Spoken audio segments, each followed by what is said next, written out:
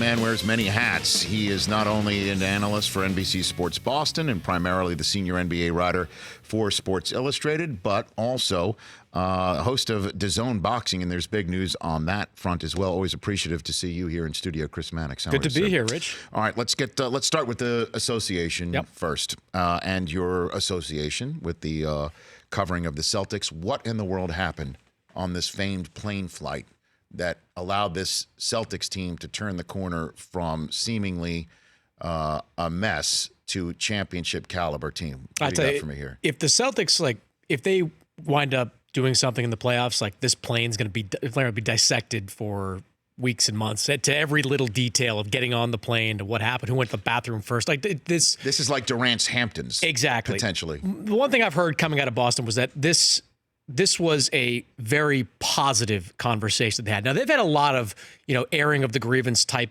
meetings in the last year. A lot of Festivus stuff. They've had closed-door meetings. They've talked. I mean, you heard Marcus Morris say earlier in the season that it just wasn't fun, playing like that anymore. This, what I was told, had a much more different tone.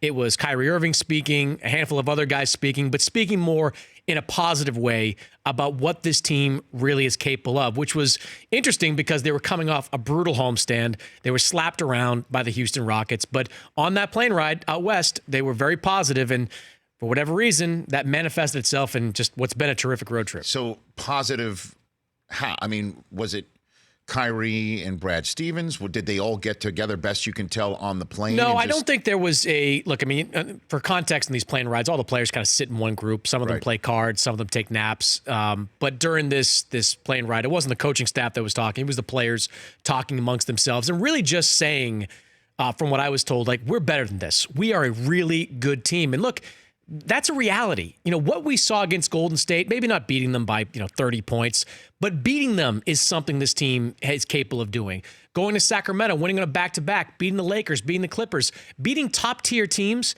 this Celtic group is fully capable of doing that. I mean, we forget sometimes just how good they were at the end of last year, and now that we see this team starting to come together, specifically when it comes to Gordon Hayward, individually, that's the story. Gordon Hayward had a couple of clunkers in February, but that month was a pretty good month for him, and he's off to a great start in March. He's never going to be, at least not this season, Gordon Hayward from Utah, but Gordon Hayward 2.0, who shoots a high percentage from three, who operates as basically the backup point guard, that player can still be really effective. So I think you have to look at Hayward and what he's doing as a real catalyst more than any kind of plane trip. Let me throw something out at you, Chris Mannix. The mental part of all of this that Kyrie seems to talk about a lot, and other players as well. The mental aspect, the glare, hey, you're following me into a hallway and you're trying to read into my conversation with another free agent to be, and that drives me crazy. And Steve Kerr comes and says, hey, we're all part of a soap opera. That's what you get paid big bucks for. That plane ride or not, obviously Gordon Hayward is a big difference maker as well. But we're at the point of the season where July 1st is finally, for the first time all season, secondary. That we're now in the nitty and the gritty. That anybody that has a question about their July 1st intentions could easily say, not now. This is the playoffs. We're making a playoff push. These are the playoffs. And that mentally helps unlock somebody like Kyrie Irving. What are your thoughts on that? I think that's true. Kyrie, there's some guys that love free agency, right? Like LeBron loved it. Kevin Durant maybe doesn't love it so much, but certainly it doesn't affect him to talk about it that much. This is Kyrie Irving's first foray into free agency, and you can tell from jump he doesn't like it. He doesn't like the whole process. He doesn't like the questions about it. All that being said, Kyrie does a magnificent job of feeding the media without the media even asking him questions. Like the call with LeBron that he had, nobody asked him about it. Nobody asked him to reach out to LeBron. We're talking about a plane ride.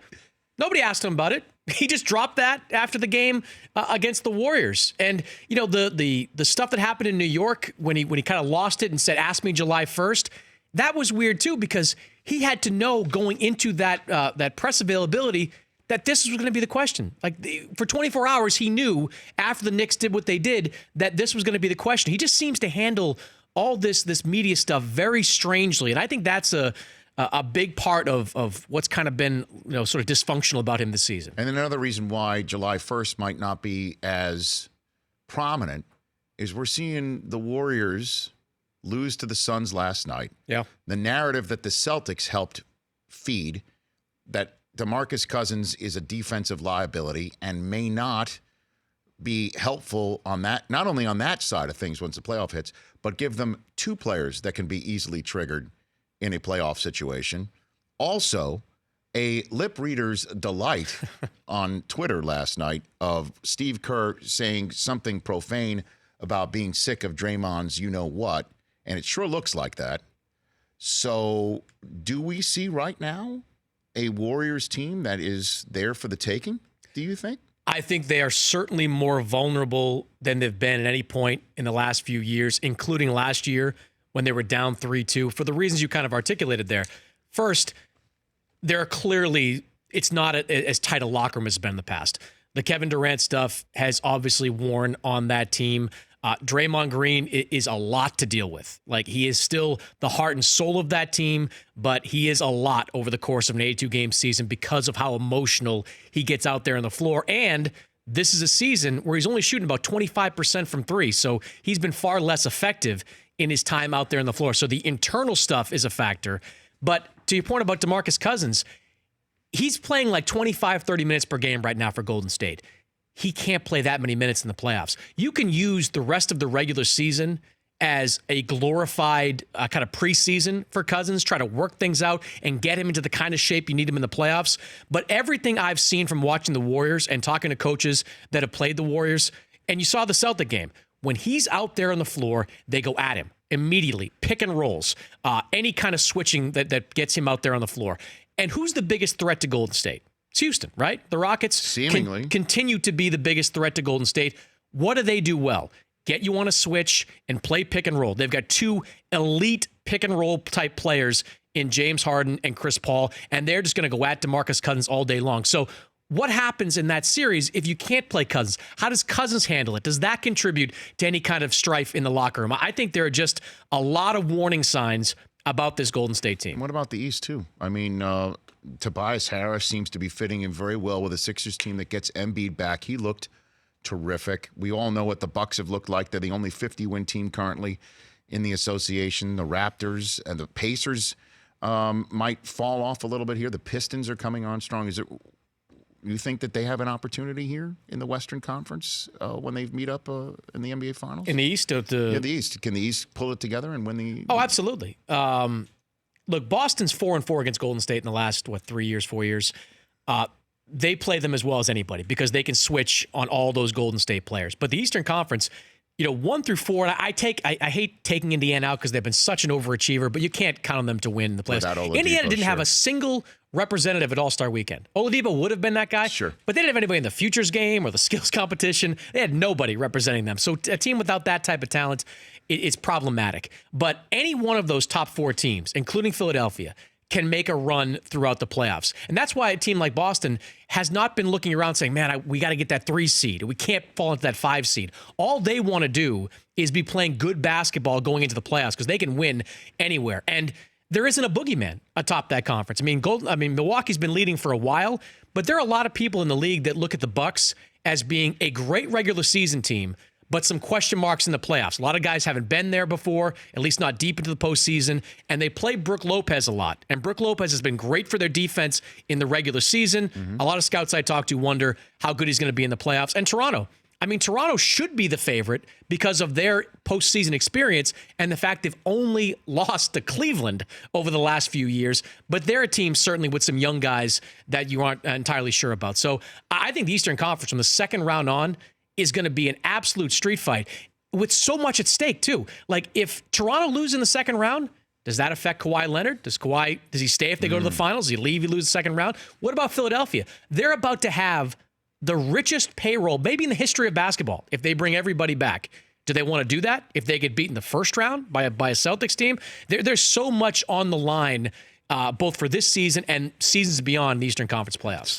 It's fun. Chris Mannix here on the Rich Eisen Show. Now let's get to the Lakers. I can't believe that we're sitting here and they're only 1 game better than last year at this point. And with 16 games to go, they need to win 5 of the 16, which is a major undertaking based on their current situation with the team, the way it's been playing, and obviously who's healthy and who's not. And LeBron's not going to play all the games remaining.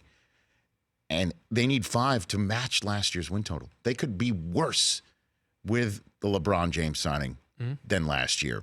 So what to do?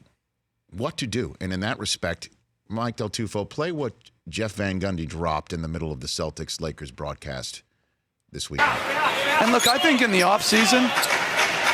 Visiting Chris Mannix? I don't think it's reality-based because I don't believe that Magic or Rob Pelinka would consider that at this point. But there is merit to that argument. There really is. Give it to me. Look, the Lakers, if they don't get Anthony Davis this summer in a trade, they're in trouble. Because if you look at the class of 2019, the Lakers are not atop any of the wish list of most of the players out there. Not Kawhi, not Durant, Jimmy Butler, maybe they can overpay for, whatever. And then if you fast forward to 2020 and assume that if Anthony Davis gets traded elsewhere, say it's Boston, he re-signs there, that is one of the weaker unrestricted free agent classes that we've seen in a while. I think Draymond Green might be at the top of it. There's some good restricted guys, but restricted guys never go anywhere. So now you're talking about LeBron at 35, 36 years old without a top-tier player playing next to him with the same group of guys in what has clearly become a locker room with some major issues coming back for next season. I think if you get into August and you see Davis go to Boston, because, by the way, if Kyrie Irving re-signs with the Celtics, it's a wrap. Anthony Davis is going to be traded to the Celtics. The Celtics don't care if Davis says nothing. If Kyrie's there, they will go all out and acquire Anthony Davis. But let's say you get to August and you don't get anybody. And you're looking at next year saying, all right, we got to come back with, the young guys who don't like LeBron and a whole cast of new characters from the mercenary group, like the Rondos, the JaVale McGee's that you're bringing in. I think you have to start at least exploring the market. I'll tell you which team they should talk to. Okay. The Denver Nuggets. Last year, the Denver Nuggets were frantically trying to get a meeting with LeBron James. They wanted to sign LeBron, and they thought they had a great sales pitch for LeBron coming in, even on a one-year deal, just coming there and playing with their young guys. The Nuggets, if they get beat early in the postseason, and they're looking great right now, but if they get beat early in the postseason, I could see that front office making calls to the Lakers, seeing if they're willing to do a deal. And you heard Jeff Van Gundy say, trade LeBron into cap space. You don't really have to do that with Denver. Denver would offer you multiple young pieces. They've got a really talented young roster in Denver, so you might be able to get real assets back in return for the Nuggets. And that Nuggets front office is so, I say it's in a good way, so bonkers that they would try to get LeBron and see if they can roll the dice that LeBron, Jokic, and Jamal Murray can get them into the finals in the next few years. That's a team, it would take huge, to deal LeBron James. No question. But if you don't believe that you can build a championship team around him in the next 2 years, because that's really what we're talking about. We've already seen LeBron decline over the last, defensively certainly, and in various other ways. If you don't think you can build a championship team in 2 years, that is absolutely a phone call I would make. So I'll ask the question that I'm sure everyone's asking. He doesn't have a no-trade clause in his contract? The NBA doesn't really do that. There's certain criteria you have to meet to get no-trade clause. There's only been a handful of players in recent league memory. And being the only guy in the top 10 in scoring and assists doesn't get you there? You think LeBron could ever have imagined that this would be a topic of conversation? No, I know. Look, do you know how many people get married without a prenup? I mean, I'm using your language, Mike, right? I mean, you never think about it. You're in love. It's love at first sight. And it's not like, you see, in the NFL, guys threaten to retire. LeBron's not threatening to retire. Like, he gets traded to the Nuggets, he's going to wind up going there. Really? I mean, his son's about to light it up here high school-wise. He's, What's he going to do? You going to not go? Do you think he regrets this?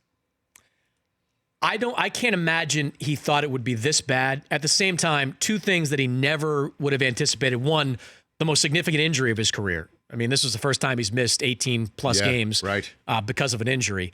And the Davis thing becoming so toxic. And the Davis thing, which was done in theory to get Anthony Davis to the Lakers, wound up causing even more damage to the Lakers than was already there because guys were looking around in the locker room, and this was LeBron James coming in and started the season being like, we're going to build something here. We're going to make this team a winner. I was at training camp for several days listening to these guys talk about how LeBron's going to help us. He's going to teach us. We're going to be a better team.